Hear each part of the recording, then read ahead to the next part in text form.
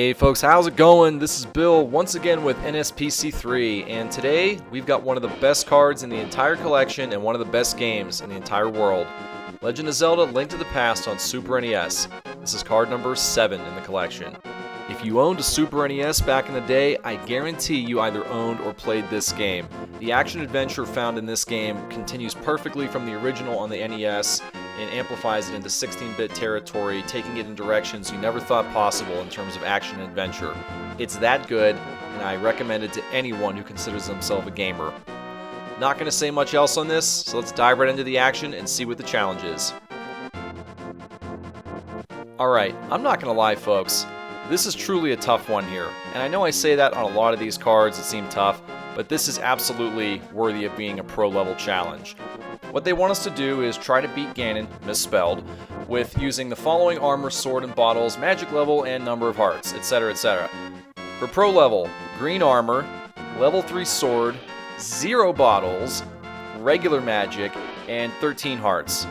Alright, so let's break down exactly what that means you have to do and the things you can and cannot pick up. Green armor obviously means your base starting armor, so no blue, no red. You're going to take a lot of damage and it's going to hurt. Level 3 sword, well, at least they're allowing us to get up to a couple levels of upgrades. That's not too big of a deal.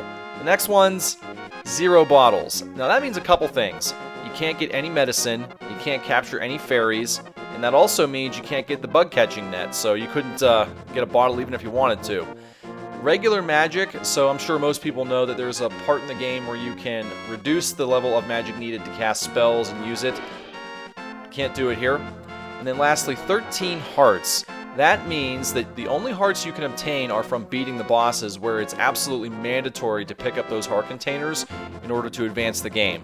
So that means you can't pick up any heart pieces, you can't get the heart chest that comes after the sanctuary in the beginning of the game, and it's going to be tough. Like I said, you're going to take a lot of damage and it's going to hurt badly. In all likelihood, this is by far the toughest challenge that I have completed up to this point. I hope you guys get as much out of this as I put into it. Alright, enough said. It's time to get down to the action. Sit back, relax, and enjoy one of the more difficult challenges and one of the best games in the collection, Link to the Past. Okay, so here we are at the dinosaur boss fight, which is the boss of the first dungeon in the Dark World. I decided to skip over the light dungeons because they're relatively simple and anybody can beat them without much of a problem.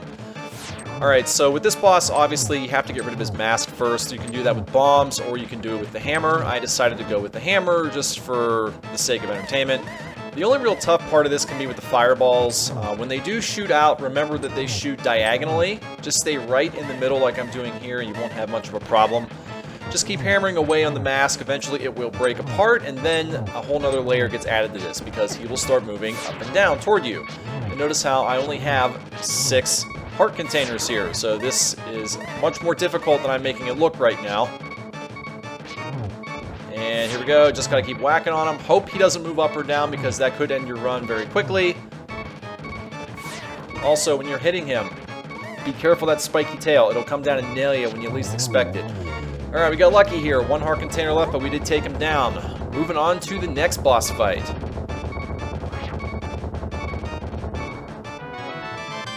Alright, second one here, this is the fight where you have to get rid of all these eyeballs surrounding the bigger eyeball.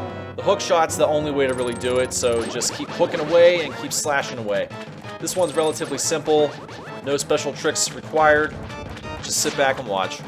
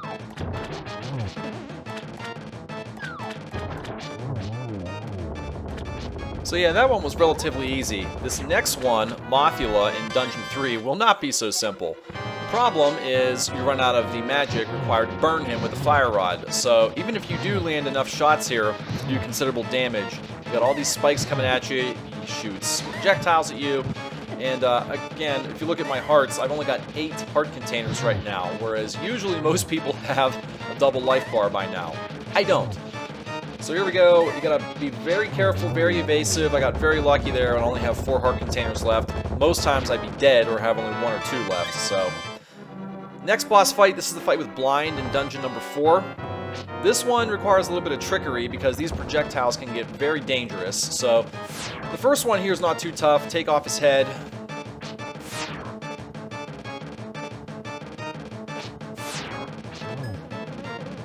If he does move down there, just stay in the same plane as him. Watch out for the laser beams, of course. Once you decapitate him, things get a bit more tricky, so this is where my special trick comes in. I employ the magic cape, which makes me invisible, obviously, and invulnerable to damage, but you gotta be careful in how you do it. Don't use it too much. Try to use only half of the meter if you can get away with it. In fact, if you're good, if you're really good, try not to use it at all until the third form right here. This is where you definitely want to use it, because those projectiles can be very dangerous with only 9 heart containers right now. And you're going to see we do manage to pull it off right about there. So that magic cape is very critical to coming away victorious here, unless you are extremely good at dodging projectiles. Alright, this next boss fight, number 5, is really simple. You can use the fire rod, but without half magic, you're going to have to use the Bombos medallion to get rid of that ice shield. So use the medallion, get rid of the shield, and then just be very careful to evade all of the ice coming down from above. At this point, you've got 10 heart containers, so you got to remember that's still enough to kill you relatively quickly. I think only 3 shots will do it. 3 or 4 shots from the ice blocks will do it. Other than that, just be very careful, and you should be able to come out of this one relatively easily.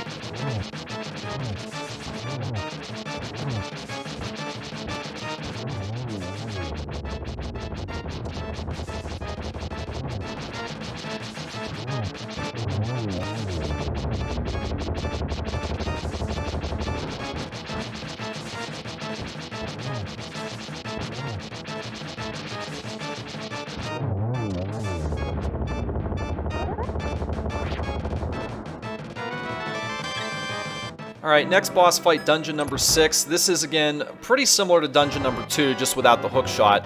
You gotta be very careful here because these eyeballs do a lot of damage with only the green mail. You gotta get over on the left or right side, pick your choice, and just keep whacking. You definitely want to have the level 3 tempered sword here to make this easier on yourself, although it's not required. I do strongly recommend it because, as you can see, they take a lot of damage, even with only the level 3 sword. Alright, so here comes the big eyeball. This is the easiest part of the fight. Just keep whacking, he'll go down. Easy stuff.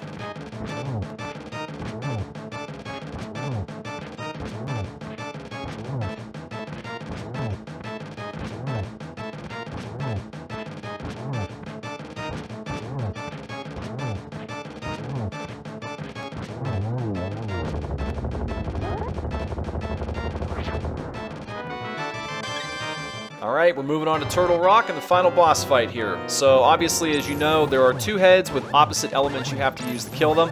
The fire one is the easy one. The ice head, not so much. And in fact, I did it in opposite reverse order here. What I probably should have done is gotten rid of the ice head first, because if he shoots out the ice, it makes it very difficult to get out of the way in case that main head starts attacking me. I got lucky here to get rid of both heads. Ooh, and that almost killed me right there. With 12 heart containers, that head, if it shoots out and hits you, takes 4 heart containers away. So that's basically 3 shots and you're dead. So you gotta be very careful and very lucky, which I was here. So now he's down to his final hit form. All you do is go in a big circle, loop-de-loop, hit him 5 times, he's dead, and then you're on to the final tower here before you go on to face Ganon.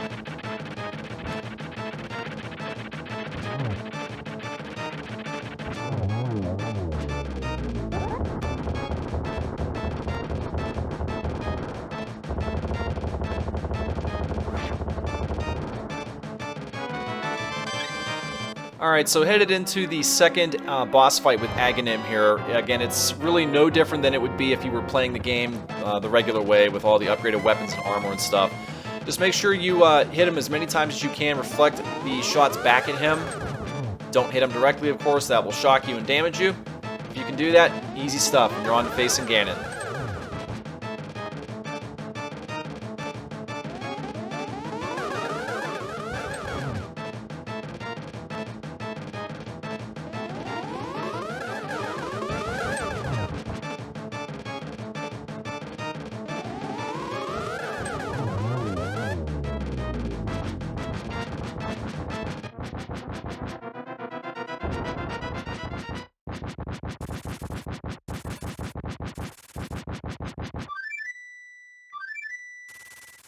Alright, here we are at the Ganon boss fight. Really quickly, check the screen. You can see level 3 sword, green mail, no bottles, and only 13 heart containers, which are right there in the top. So we've met all the requirements. Let's go in there and try to kill Ganon here, and hopefully as painlessly as possible. Alright, so I'm sure most people know as soon as the text pops up and you drop down in the hole, get a free hit on Ganon. It takes about, you can get about 5 or 6 shots on him before he goes down to his next teleportation. With the level 3 sword, it's going to take about 3 cycles before he'll move into his next phase, which is the rotating Bats of Doom, which we just triggered right now, thankfully. Easily the toughest part of the fight right here. If you can get past this, you're going to beat the challenge. These bats will deal 4 hit points worth of damage to you, taking off 4 hearts. So you can take 3 hits if you're at full life, and then you're gone if you take the 4th hit. So with these rotations here, you can get about 2, maybe 3 hits in with the sword if you're lucky, depending on where they spawn on the screen. Get those in, then move out of the way. Once they circle back in toward Ganon, if you're lucky and you're daring, go back in there, try to get 1, maybe 2 more hits, and then get out of there and start evading those bats. It's going to take quite a few cycles before he'll go down with the level 3 sword. But if you're lucky, you'll get through, and then he'll start going into his next phase here. You'll see I took my first hit, so I've got 2 more free hits I can take before I go down. And look, there's my second hit. I got 1 more free hit to give, or take rather, depending how you look at it. And I'm hoping this is the last cycle here.